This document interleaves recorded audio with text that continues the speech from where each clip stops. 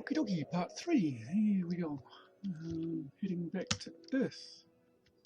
No, heading back to the space station. Just hiding behind Earth.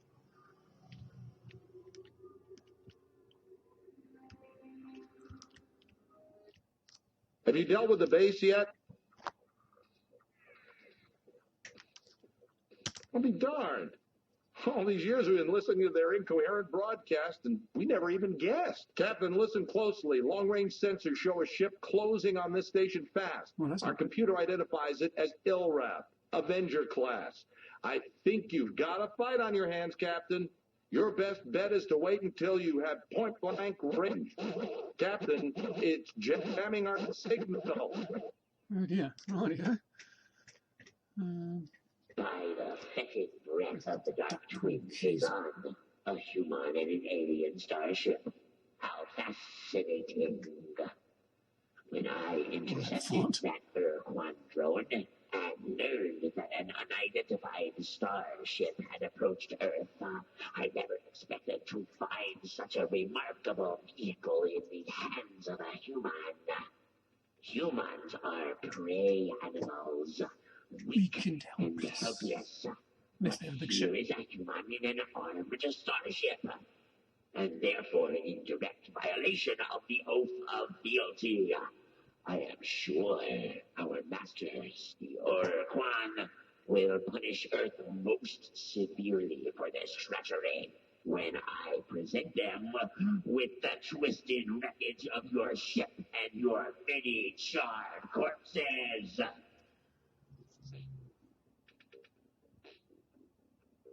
Right. I'll go with where did you come from, I suppose. I have a feeling this is going to end in a fight anyway. But since you will soon be dead, I will gladly explain. We have spent many years gleefully preying on the Pakanka. They are a pitiful, easily killed species. And we would have continued in this divine worship of Dogar and Kazon, but we required additional crew members and repairs to our cloaking device. So we departed the Jiglass constellation and set course for home. But before we had reached our region of space, we detected the passage of a nearby vessel, the Urquan drone. It informed us about you, so here we are. And now you die. Yes, I probably do die. Yes, I'd come to grips with the combat controls, so this could be my first chance for a reboot. Right, so I could play the little Whiffo ship, but he's only got one man. He's quite cool because he runs away firing out his back, little homing missiles. No, he doesn't have the homing missiles. The human one has the homing missiles, which I guess is that one. Anyway, we'll use the big ship because it's the big new Stripinator, and it's going to be my main ship for combats just because it's cool. Control to fire. Right, here we go. Turn. Can't turn. Oh, got him. Woohoo! Oh, I nearly lost all my men. Got 5 people left. What a beautiful sight, Captain. I haven't seen an Avenger blown away like that since the battle in Draco. I guess you've shown that you can handle yourself in battle, Captain. So my last reservation about helping you has been dissolved. I will commit this station to helping free Earth and defeat the Urquan. We may get our atoms rearranged in the process, but by God, Captain, we're going to try. So the obvious first step is to get the precursor equipment and software over here so that we can make it work with our ship repair fabricators. But then what, Captain?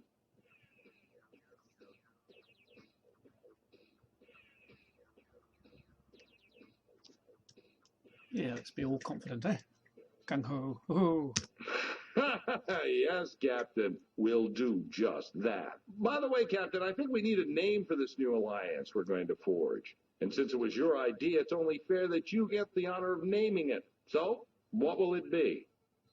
The Empire of Stripey. Really has to be, doesn't it? New Alliance, 3 stars, Concord of Alien. I wonder if this affects the game. Probably doesn't. In which case I need that one. But if it does, it's going to be something wussy, doesn't it? New Alliance of Free. NAF. Con? Or can, really, isn't it? Or Uffle. Uffle. Or the Empire of Me. Oh, we'll go with NAF. Okay, that sounds pretty inspiring. So be it. The New Alliance of Free Stars. Now, Captain, I expect the configuration process for the starbase to take at least 2 weeks, so let's get to work. Right. What do we do? I have good news to report, Captain. We have successfully integrated the precursor technology from your ship into our fabricator system, and as you can see, we've already begun minor repairs on your ship, patching up some of the micrometeorite holes. We noticed that your ship does not have an emergency warp escape unit, so our engineers rigged up some for you and each of your escorts. Now, you should be able to escape from a bad situation with the touch of a button. But there is a cost, however. The unit gulps up 5 fuel units each time your precursor ship uses it. Also, we now have a limited capacity to make modifications to your ship, to refine starship fuel, to build additional combat ships, and to train new members of your crew for the flagship and any ships you acquire for your fleet. Captain, I know you're eager to get to work, so I'll be brief. If you have any questions how this starbase works, what resources we need, or just some background information on the galaxy, don't hesitate to ask. Oh, well, let's find out about the galaxy, huh? Certainly, Captain. What do you need to know? Everything. We can modify your precursor ship, build additional combat vessels, and supply you with fuel and crew. Oh, we're going to need the crew. Our engineers and precursor specialists agree with the scientists from your world that your starship was designed to be a workhorse vehicle, which can be easily reconfigured for different missions by adding or swapping self-contained equipment packs, which we call modules. The modules we can build right now are thruster units, which make your ship move faster, attitude jets, which allow you to rotate the ship more quickly, crew pods, which provide life support facilities for up to 50 additional crew members, storage bays, which increase your ship's cargo capacity for mineral resources, fuel tanks, which hold an additional 50 units of fuel, dynamos, which feed energy into your combat energy batteries, improving your weapon's rate of fire, and last but not least, ion bolt guns, combat weaponry, the exact function of which depends on its location aboard the ship. When put in the first or front module slot, it fires a single shot forward. When put in the second slot, it fires 2 shots, spread to the left and right of center. When put in the third slot, it fires 2 shots directly left and right. And when put in the last or rear slot, it fires a single shot straight backwards. All useful. This base is designed to service hierarchy ships. Fortunately, your flagship uses the same stabilized antimatter technology as hierarchy vessels and will be able to synthesize what you need. However, due to the size of your ship, we'll have to produce vast quantities of fuel, which will be a substantial drain on our resources.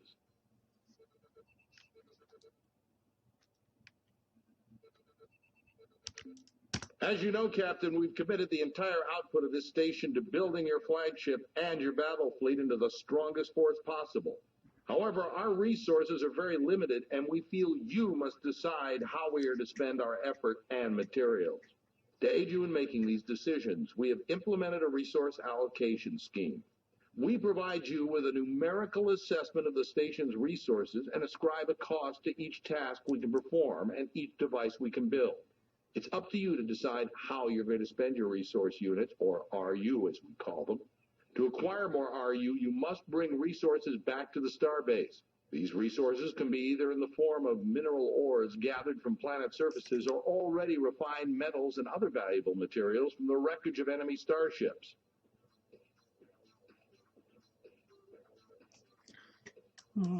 Our shipyard facilities are sophisticated and fully automated, permitting a handful of starbase personnel to do the same job as 500 vac-suited construction workers.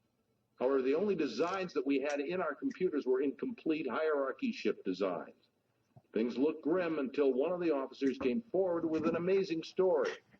Even though the Urquan destroyed every Earthling cruiser in the fleet nearly 20 years ago, one of my maintenance engineers was a starship production assistant at the Detroit shipyard. When Earth was conquered, She was ordered to destroy all ship construction databases, but she secretly made copies of the blueprint discs and then kept them with her ever since. These discs contain all the data we need to build as many Earthling cruisers as you want, provided you, Captain, can supply the large amounts of mineral resources required to build those vessels. In theory, Captain, we could build alien starships here if we had designs for them. However, it's a well-known fact that alien vessels just can't be flown in combat without native starship captains at the helm. Yeah, the human cruisers are actually a really cool ship, if I recall, but I'll probably stick with the main one just because it's the main one. Additional personnel, that's what we need. We have almost 2,000 highly motivated, skilled professionals aboard this starbase, and every single one of them wants a berth aboard your starship. However, each hand we lose to your ship means less manpower here at the starbase, and this is reflected in the crew RU cost. Yeah. As long as you don't lose too many crew members to combat or planet exploration, the RU cost will remain static. But we have only so many warm bodies on this starbase, and if your needs for crew grow beyond a certain point, the cost could increase dramatically. The most straightforward way you can accumulate resource units is to bring mineral ores back to this starbase. There are probably enough resources in just the nearby dozen stars to build your ship into a powerful battleship or to create a strong task force of combat vessels. I would also recommend that you build several additional storage bays. When gathering minerals, focus on cleaning out one star system at a time. This way, you minimize the cost of travel through hyperspace.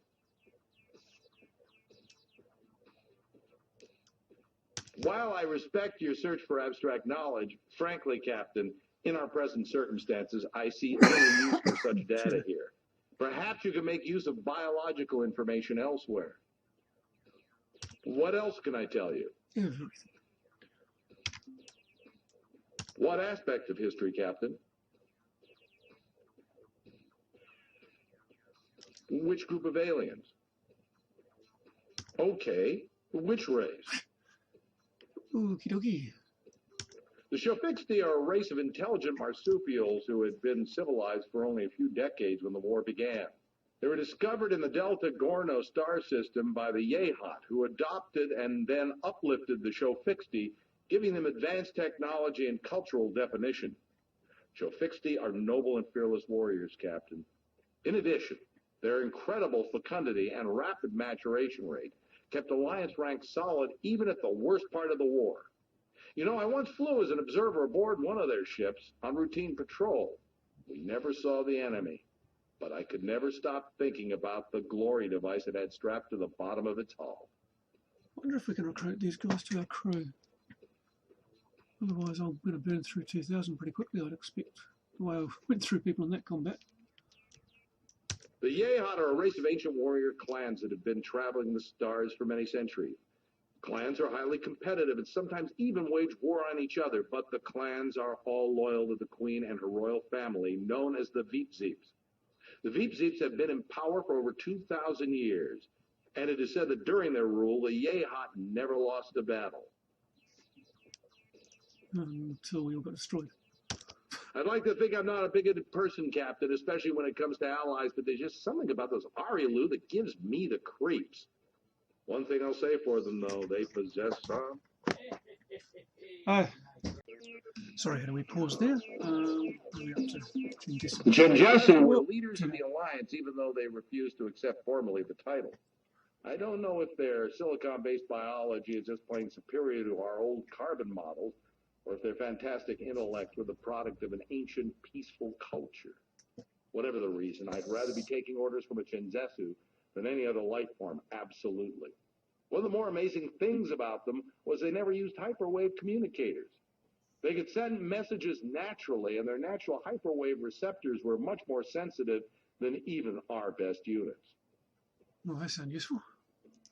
We didn't really get much of a chance to learn about those mechanical beings, but I'll tell you what I know.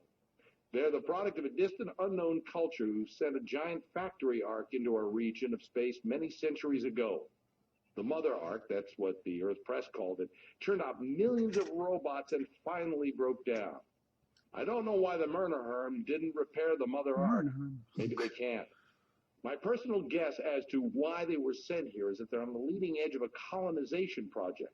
And once the Myrnaherm have tamed enough new worlds, the genuine colonists, whoever they are, will arrive and claim their due. Most raw recruits saw the Siren as nothing more than warm, breathing pin-ups. Warm they are, and yes, they do breathe most magnificently, but Captain, they are far more than simple joy units. The history shows the Siren established and maintained a peaceful culture from the Bronze Age through their discovery of starflight. Before their planet was destroyed in a horrible cataclysm, their world was an Eden. Oh, that's enough about the Alliance for now. What other group of aliens are you interested in? All of them. Which species? Oh.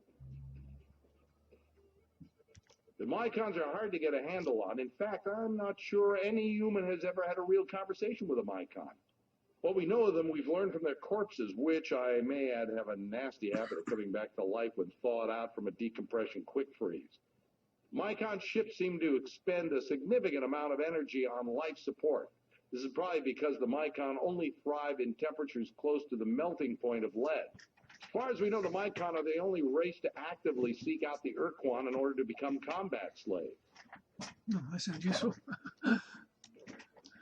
Imagine facing a cowardly, mobile clam armed with a howitzer, and you've got a good idea of what it's like dealing with a Spathi. Although they tend to avoid battles as much as their masters will allow, once in battle, a Spathi eluder is one tough cookie.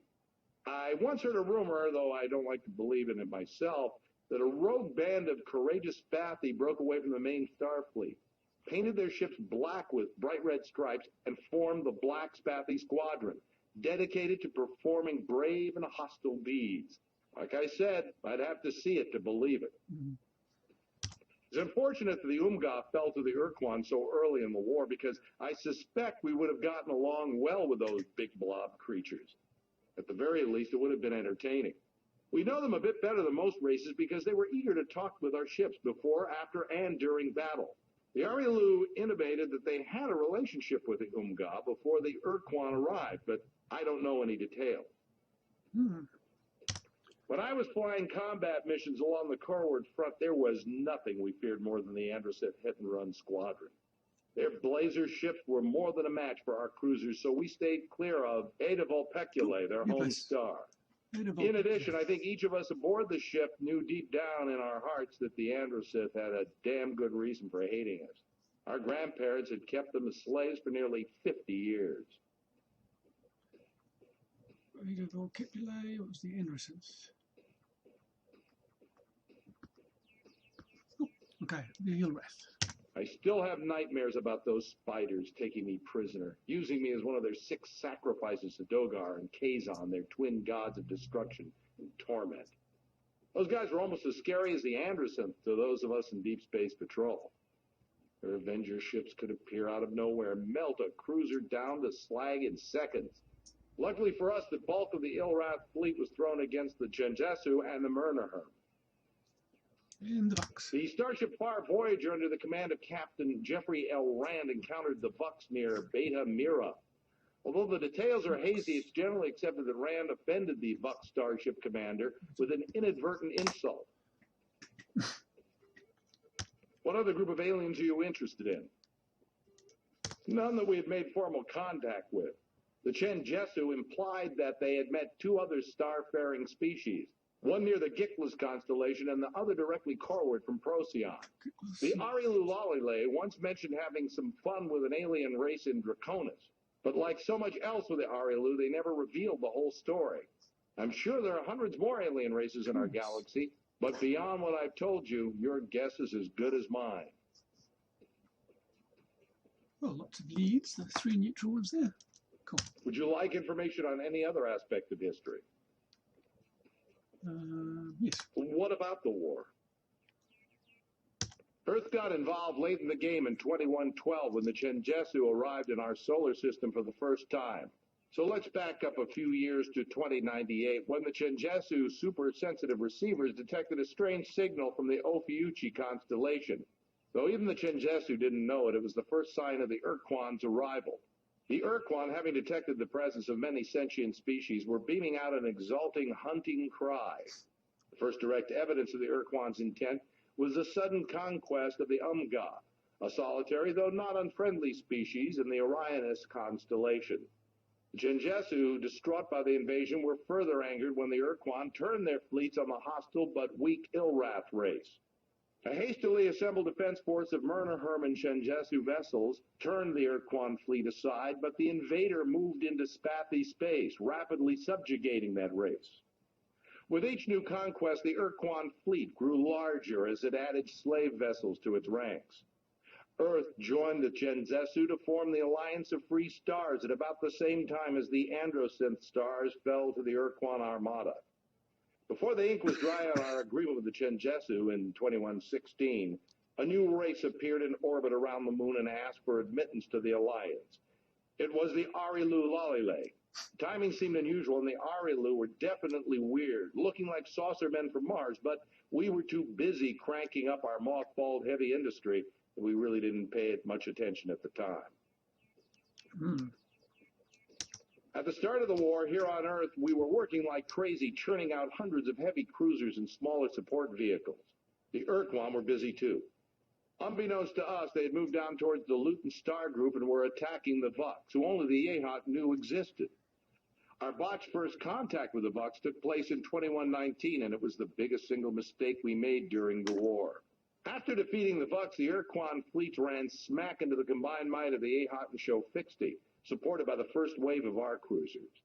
Again, the Urquan turned away from the hard spot to attack the weak, though we just thought they were running away. In fact, the Urquan had found another independent alien race, the Mycon, in the Brahi constellation. The Mycon's voluntary submission to the Urquan brought the return of the Urquan fleets, now swollen with 100 devastating Mycon pod ships. The last entrants to the conflict were the Cyrene, a race of space gypsies who had escaped the hierarchy by moving their vast fleet of slow-moving habitats into human space. With the side set, the last Urquan offensive began. The Urquan came roaring through Vux space and tried to push past the Indian Mira star systems. Their onslaught was barely repulsed, and our counterattack made hardly a dent in the hierarchy forces, but we held the line. The Corward front remained intact. Over the following 10 years, there were many great battles between the combined Alliance Starfleet and the Urquan and their hierarchy of battle thralls. Then in 2134, a dramatic shift in the balance of power took place. This must have been about the time the Science Research Mission was sent to the planet of Vela. Our fleets were pushed back from the Indy-Mira line beyond Raynet. Holding Rigel caused grievously in Genjesu forces, and the Urquan, recognizing this weakness, shifted to focus the brunt of their forces on Procyon. That was the last we heard from the Genjesu and the Myrna-Herm. A few weeks later, waves of ships hit us from all directions. When Ceres Station, our outpost on the asteroid belt, fell to the hierarchy, we knew we were beaten, but we fought on anyway. 3 days later, the Urquan vaporized our last remaining laser forts on the moon, and the dreadnoughts took up geosynchronous position above Rome, Moscow, Beijing, Tokyo, London, Buenos Aires, and Washington. We'd lost the war, and we knew it. But the Urquan decided to make it real clear. And that's why if you check any of our most recent maps, you won't find Buenos Aires. Starship Troopers. Huh.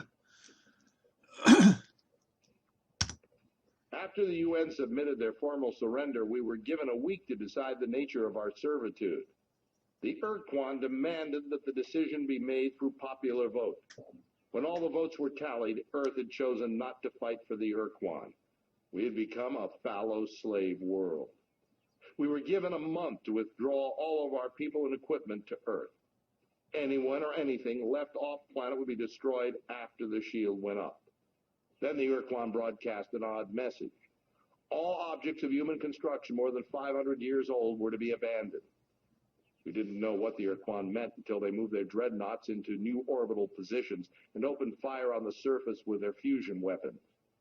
In seconds, large sections of London, Paris, and other European cities were incinerated. At first, we thought they were going to annihilate us after all. And we noticed they were also striking such targets as the Giza Pyramids, the Parthenon in Athens, and Stonehenge. Curiously, the United States was almost untouched. The flaming rain lasted 40 hellish hours. It took days after we crawled from our smoldering shelters to realize what the Urquan had done. Our new masters had targeted every building, monument, or other man-made construction older than 500 years and destroyed it. In those 2 days, we lost most of the history of mankind. In some cases, the Urquan destroyed places we did not even suspect were significant. From their positions in orbit, the dreadnoughts blew away a kilometer of land in central Iraq, vaporized several targets in the Amazon rainforest, punched a big hole through the Antarctic ice cap to destroy something deep under the surface, and melted a broad swath of the ocean floor in the southeastern Atlantic. Then, just a couple of days later, the shield went up, and our contact with the outside world stopped. The next time I saw the stars was 8 years ago, when I was transferred up here to be the new commander of this starbase. Would you like any information on any other aspect of history? Oh, galactic history, I guess. We have some data on this subject. What do you want to know about? Hell, you probably know more about them than I do, but here goes. About 200,000 years ago, when our great-to-the-nth grandparents were just starting to play with stone knives and bearskins, a star-faring species suddenly appeared on the galactic scene and spread like wildfire. We found evidence of their presence just about everywhere, from an orbital platform on Alpha Centauri to a stack of data plates in a cave on Pluto to some nameless widget found in a voodoo shop in New Orleans. And we never found a precursor body or even a picture of one. We can conjecture what they look like by examining the scale and layout of their equipment. Such an analysis indicates they were giants, say 5 to 8 meters tall and twice as wide. I don't know if they looked more like a brontosaur or an elephant. Anyway, about 3,000 years after the precursors made their dramatic appearance, they vanished. Poof. As far as we can tell, it took less than a decade to happen.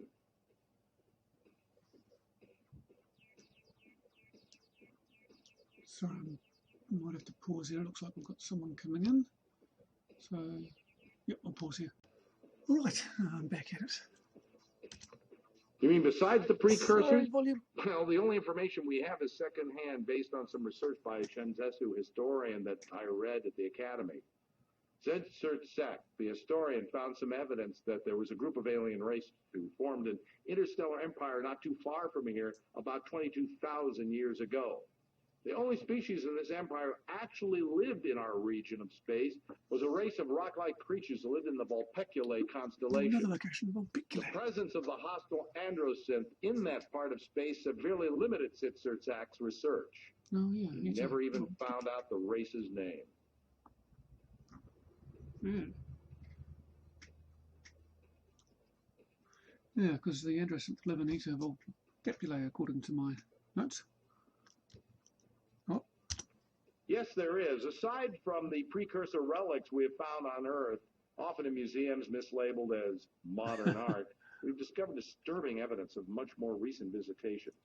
Perhaps you're already aware that during the mid to late 20th century, there were unaccountable UFO sightings as well as dozens of reported encounters with alien life forms.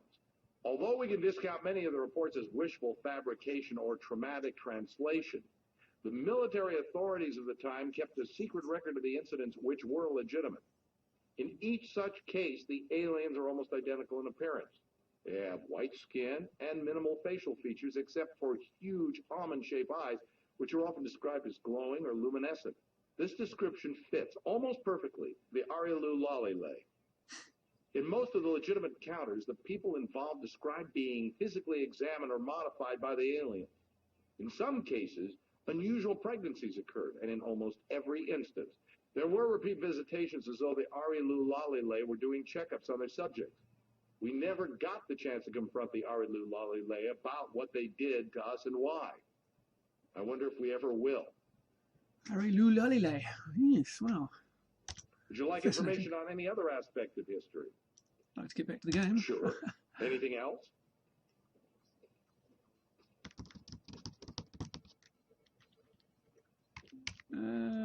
Hopefully we're getting close to the plane again.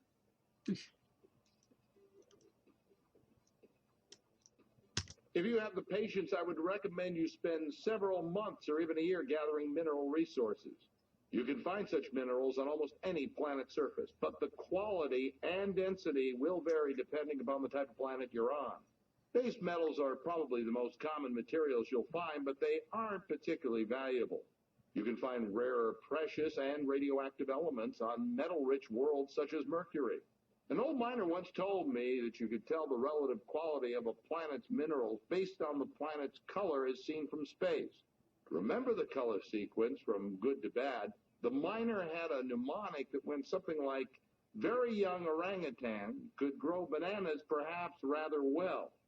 It is also the case that mineral yields will be better at hotter stars. Temperature is related to the size and color of a star.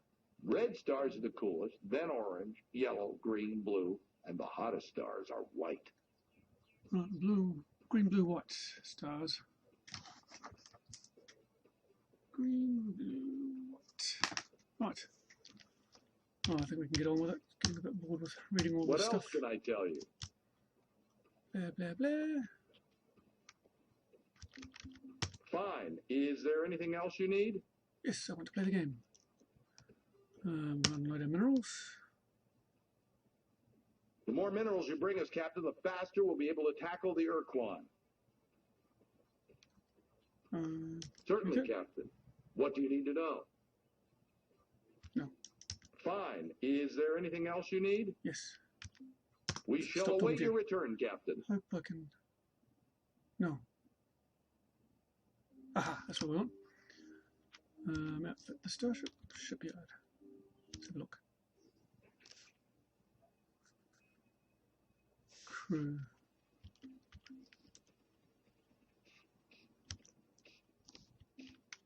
How do I add crew? Ah, here we go. Blah, blah, blah.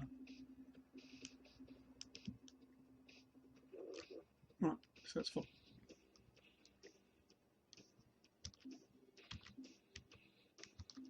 Yeah. How do I get to the next part?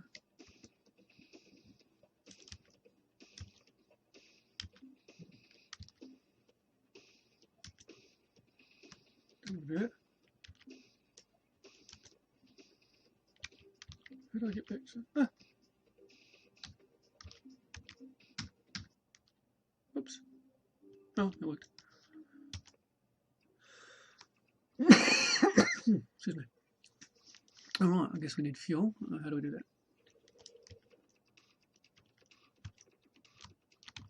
Yeah.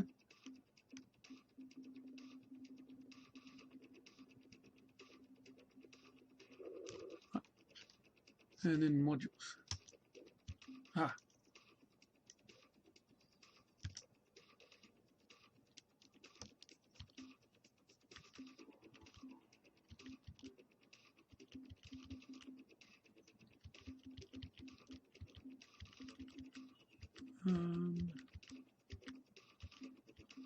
So, turning jets. What there? Landers.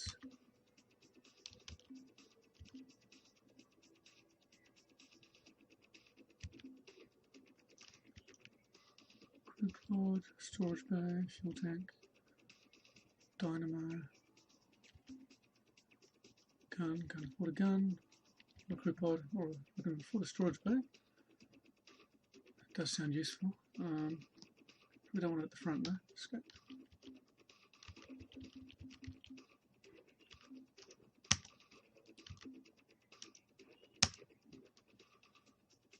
Cool. What are these? Thrusters. Make me go faster.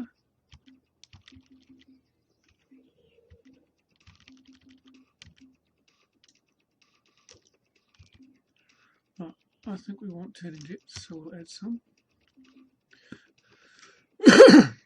Excuse me, that'll allow the ship to spin more effectively. Oops. Oh. Yeah, we'll buy them up here. Right, that's pretty much all we can afford.